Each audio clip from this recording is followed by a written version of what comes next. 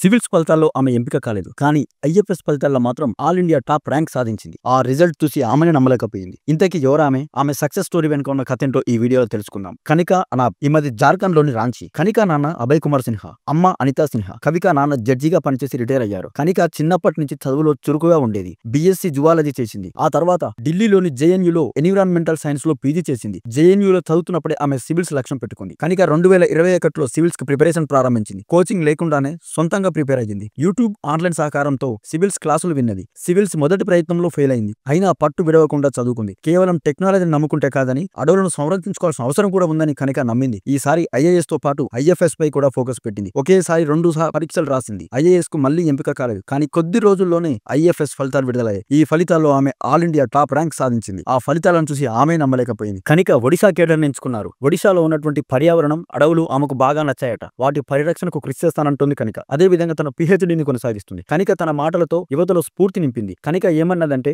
ఎవరైనా సరే వైఫల్యం వచ్చినప్పుడు కుంగిపోతుంటారు. ఇది సహజం. అయితే ఇటువంటి సమయంలో ఇంట్లో వాళ్ళ అండ వాళ్ళకు అవసరం. నాకు కుటుంబం పూర్తి స్వేచ్ఛనిచ్చింది. వారిచ్చిన స్వేచ్ఛను నేను జీవితంలో నిలదొక్కునేందుకు ఉపయోగించుకున్నాను. సోషల్ మీడియాకు దూరంగా ఉన్నాను. అర్థం చేసుకొని రోజుకు 7 నుంచి 8 గంటల వరకు చదువుకున్నాను. లక్షల ఫీజు కట్టి కోచింగ్ తీసుకుంటేనే సివిల్స్ సాధిస్తామనేది భ్రమ. సొంతంగా కూడా సాధించవచ్చని కవిక తెలిపింది.